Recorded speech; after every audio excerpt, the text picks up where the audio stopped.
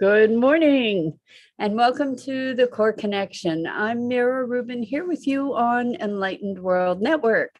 And today's topic is atonement or at-one-ment.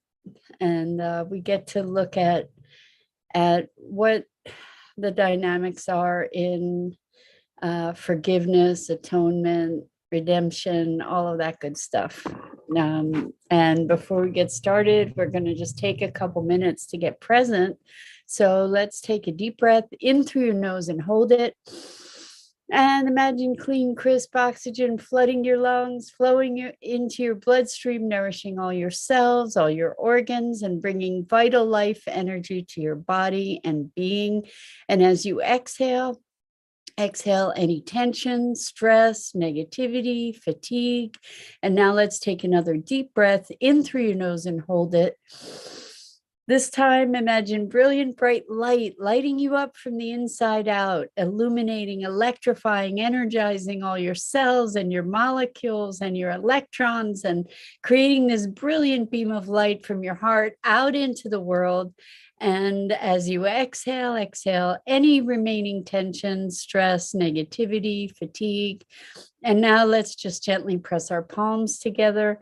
Very softly rub your fingers against your palms to feel the deliciousness of that sensation and the tickling, the tingling, and just allow that sensation to bring you present right here, right now, into this remarkable physical form that enables you to experience life.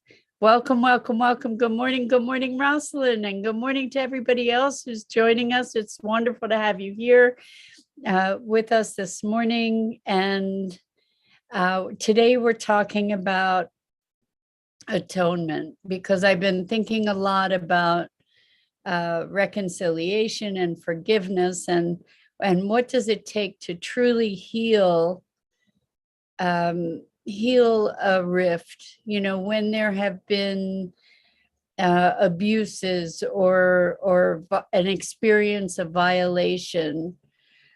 Is it possible to come to true reconciliation? Is it possible to heal those rifts, and how do we move forward from these places of division?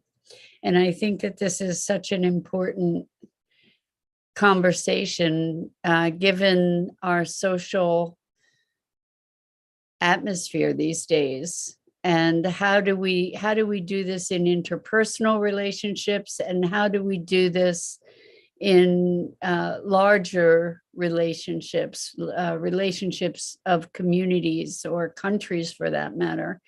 And that we've come through, or we're actually still in the midst of very divisive times. And so figuring out ways to, or new paths to healing, I think are really, truly essential. And so it occurs to me that an apology, when we look at apologies, what is it that gives an apology meaning? Is it the apology in itself? Or maybe the apology in itself is the opening, is the beginning of an opening, a doorway to possibility. I think we've probably all experienced empty apologies here and there. And so what we get to look at is what makes an apology meaningful. What is, once the door has been opened from an apology, what is it that brings reconciliation? Because what's happened is that there has been a deep violation of trust, whether it was an assumed trust or a cultivated trust. In any case, a breach of that trust is something that is hard to heal. It's interesting that it takes a long time to cultivate trust and just a moment to break that trust, right?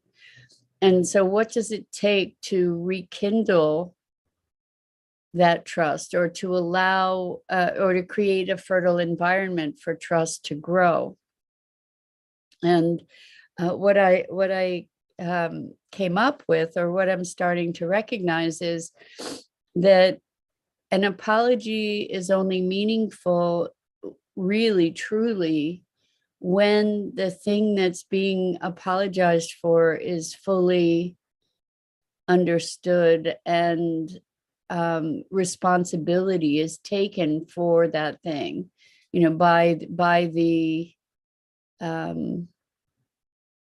by the perpetrator, or by the opposite party, whatever you want to call it. So yesterday we were talking about understanding. We were talking about being willing to step into another's shoes, to be able to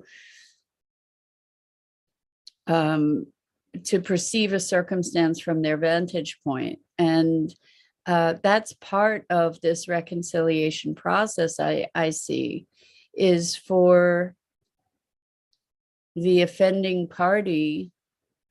And this is talking about it in black and white terms, and and we know that nothing's truly black and white, right? But for the offending party to actually open themselves to compassionate understanding of the experience of the other. In other words, to recognize the wounds that have been created, to really acknowledge and recognize that, and to have some sense of remorse about having caused those wounds, or having been instrumental in those wounds through their actions. So Rosalind says, free selves from past and reset. Does it require it to feel true and heartfelt? I think that it is through the opening of the heart and through the true connection that the redemption becomes possible. I don't at all believe in living in guilt, and recognizing our accountability, being accountable, taking responsibility for our actions and our behavior, and for the consequences that behavior engendered. I think allows for a shift in behavior. So it's not about just feeling guilty for doing whatever it was, but it is about allowing that recognition to generate a shift of behavior, allowing that awareness to create a transformation in behavior, in outlook. And so if someone apologizes for doing something and then continues to do the same thing, to behave in the same way, the apology doesn't really mean anything, does it? Because the behavior is the same. Nothing's really changed.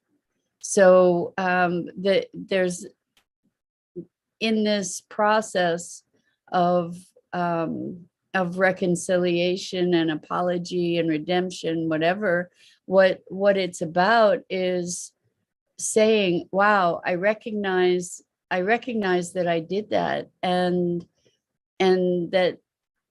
that's not okay, and that I need to change. And then to be actively moving into that change, that transformation, so that it becomes a healing process all the way around. Because when the person who was the object of the behavior is able to witness that change, then trust can be rebuilt, potentially. That's I think that there's a difference between forgiveness and trust. So we might be able to forgive someone their behavior, and still not trust them to behave differently, or to trust them to continue to behave the same way, in which case then we get to be more vigilant ourselves in where we place our trust. It's an interplay here that I think is really, really interesting. And by the way, if you guys are putting comments in the chat and I'm not responding, please go to the Enlightened World Network Facebook page and enter your comments there, and then I'll be able to see them and respond. So when we talk about something being heartfelt, to your point, Rosalind, what does that mean? It means that there is this compassionate connection, a willingness to recognize the impact of our own actions and to be responsible for that, to be accountable for that. And it doesn't mean being punished, for forever or anything like that. It doesn't even necessarily mean being punished. It means having that awareness so that from that point of awareness, we have the ability to shift our own behavior, and then that can shift the dynamic. So I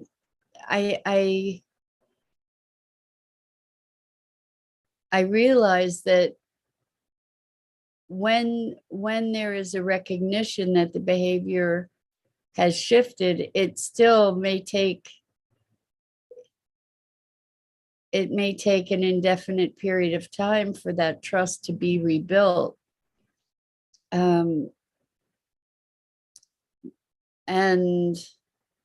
And some of us are very, very trusting, so this is an important thing too, is to be aware that in placing our trust, not to lose our own center, not to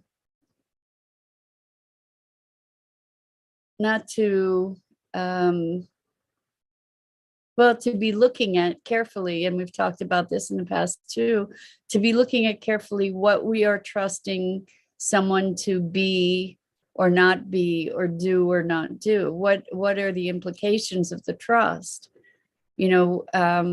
If we're wanting somebody to behave differently and they consistently behave the way they do, it doesn't make any sense to trust that person to behave differently. It makes sense to trust them to behave the way they do, right? And so we get to be realistic from our expectations, or in our expectations of that person's behavior. And so, I mean, in an ideal place, we're able to just not have expectations and to allow things to be unfolding as they do, and to be responsive in that unfolding. I mean, it's when we have expectations that our trust is broken, right? Because we're extending expectations that we might not even be conscious of, where we're expecting someone to behave in a certain way. And then if they don't, then it violates our trust, right? But maybe we were the ones that were extending that trust in the first place by putting forward that expectation. So when we're in the present, there aren't expectations, and we can be responsive to what emerges in the moment. And then it's a whole different story. Trust goes into a whole different realm, where we're trusting the unfoldment of the universe, and we're trusting ourselves to be responsive to the circumstances that unfold. So Rosalind says, do we build back trust waiting to see evidence? That's such a good question. Can we go there without having to wait to see evidence? So again, that's a really good question, Rosalind. I think that we get to be really alert to what kind of trust we are we're building. if we can build back trust in ourselves, where we listen to ourselves, where we listen to the and respond to, pay attention to the feedback, what's actually there. That's the ultimate trust. Good morning, Kimberly. So good to have you joining us this morning. Welcome. We're talking about atonement. And really, when we look at atonement, it is making reparations, or making amends.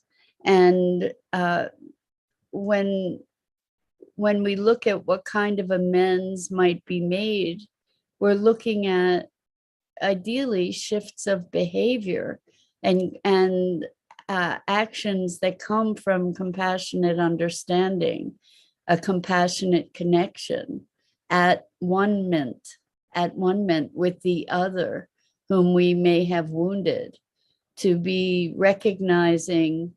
Kimberly says, gosh, it's a good topic. Good. I'm glad you think so, because we've been experiencing such contentious times, where people are so divided, that trying to understand ways to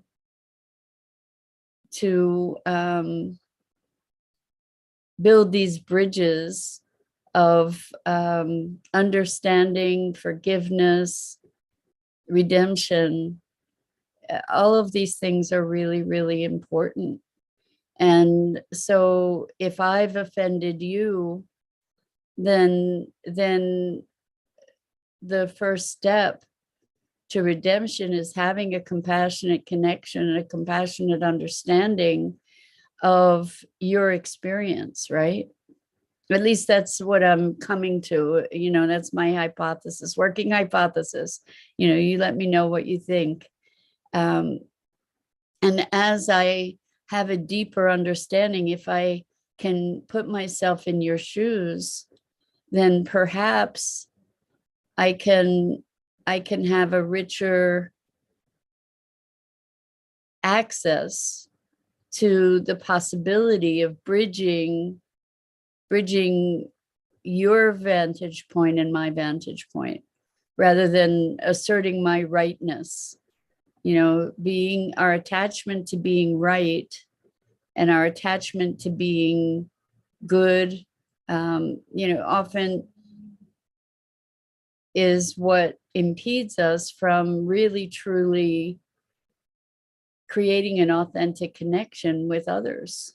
And where we have an experience of a perceived offense, right? You've done something to offend me, I've done something to offend you, and I'm digging my heels in that I'm right, you're wrong, you're the offender.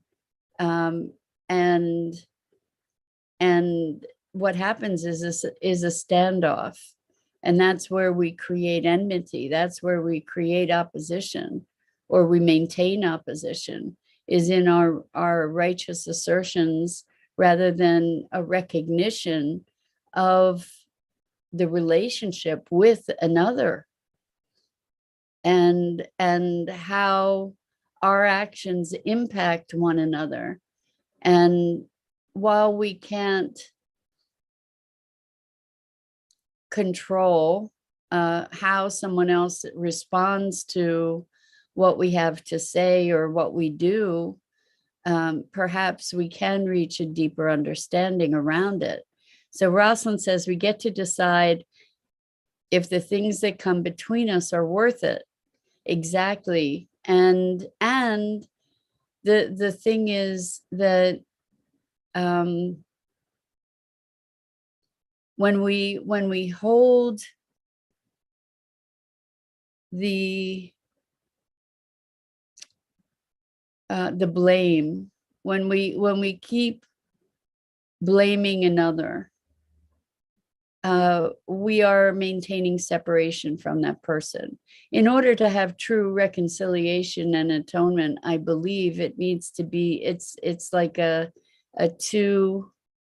two-party dynamic. Kimberly says open heart and honesty being part of the solution. Yes, and compassionate listening, absolutely. Open heart, compassionate listening, and being honest.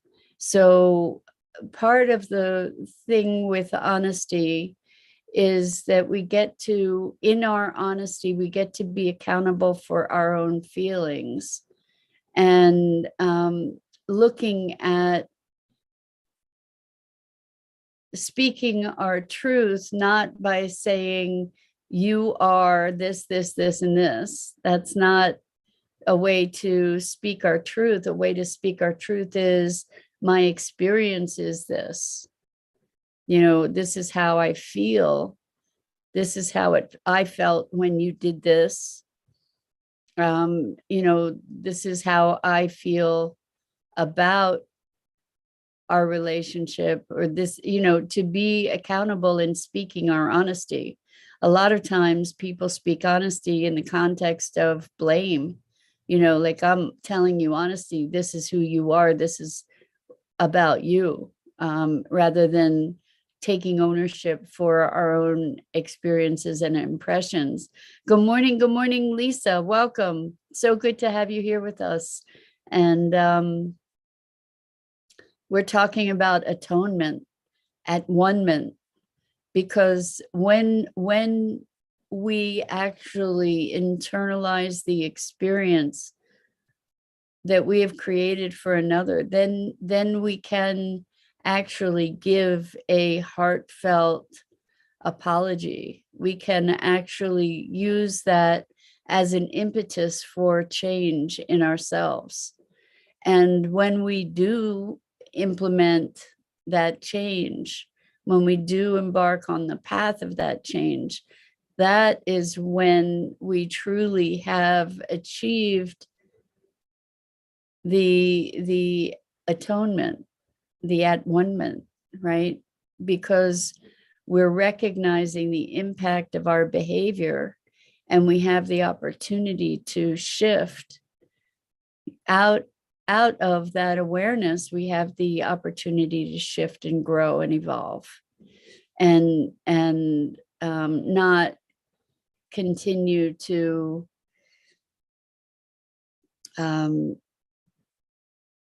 replicate that same behavior. And it's from that shift that the trust then can be rebuilt, right? So does it make sense when we talk about trusting based on evidence, for instance? Does it make sense when someone has consistently evidenced a certain behavior and they say, I'm sorry? Does it make sense to trust that that means that they're going to behave differently in the future without evidence? I don't know that it makes sense. And what might make sense is to hold open the possibility that perhaps they will shift or have shifted, or to recognize that they are deliberately committed to shifting and working in that direction. But does it make sense to trust that that behavior is not going to be there anymore? Not necessarily. It's like, no matter how many times I want a zebra to have spots, it doesn't make any sense for me to trust that the zebra is going to have spots. The zebra's got stripes. It's part of being a zebra. It's like the story of the scorpion and the frog, where the scorpion says to the frog, hey, I need to get to the other side of the pond, and so do you. Can I hitch a ride on your back? And the frog says, no, you're a scorpion. You're going to sting me. Halfway through, we'll both die. And the scorpion says, why would I do that? I don't want to die. I want to get to the other side of the pond. And so the frog says, okay. And the scorpion is riding on the frog, and they're halfway across the pond, and the scorpion stings the frog. And the frog says, you said you weren't going to sting me. What, you need to get to the other side of the pond. What are you doing? What, now we both die. And the scorpion says, yeah, but I'm a scorpion. Scorpions sting. It's my nature. And so, when we look at trust, we get to be accountable for the trust that we impart to others. What are we trusting them to do or be? Be alert to that. Be aware of that. Be responsible for that. And, we don't, Lisa says that's like the poem, The Snake. I don't know that poem. Thank you for that. Maybe you could put a link in the chat, Lisa, for that poem, because it's unfamiliar to me. But the thing is, true, like having an apology from someone who may have hurt you, and where they have no intention of shifting their behavior, where they have no recognition of the true pain that was caused, it's kind of an empty apology, right? What does it mean? It's an open door. It's the beginning, perhaps. So Kimberly says, I make mistakes and I can't help that I have a broken past. Don't mean to hurt others from my hurt. And so when we recognize that we've hurt another, what we can truly deeply connect to the fact that we have hurt that other, and then from that place of recognition can have an apology that is heartfelt. And we still get to be responsible to be trying to heal that hurt from our past, right? And to ask for understanding as we move in that process of healing, right? So it's a very interesting dynamic to be looking at how what is this notion of atonement. Atonement is making amends.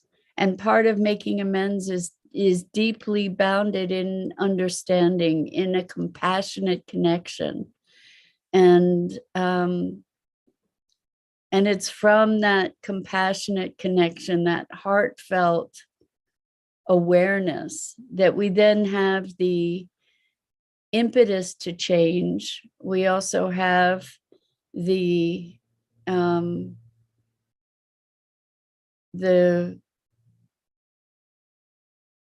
potential for true forgiveness and redemption. I know I'm using a lot of words that are kind of religious words, or we associate them with religion in many ways, but I'm not talking about it in a religious context. I'm talking about it in a context for transformation for ourselves individually, our relationships, our planet, our relationship with our planet, is to recognize the impact that we have on others. When we fully recognize it, it's not something that we have to flagellate ourselves with, but hopefully the impact of that recognition is something that will allow us to transform ourselves and our behaviors. So Lisa says, not sure how to link it, but if you Google the snake poem, it comes up. It was our last president's favorite, and he liked to recite it at parties. Awesome. I will look it up, Lisa. Thank you so much for that. Elaine says, now is a time to be kind and patient with yourself. Don't shoot or blame the messenger. This just keeps pain and suffering within to continue. All is a reflection. There is no separation. Trust, compassion, no separation. Trust, compassion, and trust starts within. As one wakes up, these kind of experiences are no longer needed. All is a gift to awaken to the one true self. Heart-centered, heart-centered. All is love coming to know itself. Thank you for that, Elaine. Exactly. The trust, our true trust is trust from ourselves, in our connection. Trust. And when I say ourselves, I don't mean the self that is the bombastic, opinionated self. I mean the higher self that is in alignment and centered and present and open. So Lisa says the Jewish religion has a day of atonement. Exactly. It's the holiest day of the Jewish calendar, Yom Kippur. And if we presence ourselves to that at-one-ment, in other words, the connection, what we can recognize is that any harm that I have perpetrated on another, I've perpetrated on myself as well. And because we are all connected, and everything is a reflection, as Elaine said, everything is a reflection. And so what we're talking about is true reconciliation. And that comes from a deep connection and understanding. So, and a willingness to step out of being right in order to experience that connection. It takes an act of courage, because it might mean facing aspects of ourselves that aren't so pleasant. And then we get to recognize and start to heal them. It's not about recognizing them and then feeling guilty and bearing the guilt of that for forever. What it is about recognizing them and then healing them. So with that, I'm Mira Rubin. This is the Core Connection, and I go live each weekday morning here on the Enlightened World Network Facebook page. Please check out, at 9 a.m. Eastern. Please check out the other awesome programming on Enlightened World Network. Good morning, Dido. So glad to have you here with us. So much love to you guys, and such appreciation for your participation and your engagement and your presence and what you're doing in the world. So with so much love.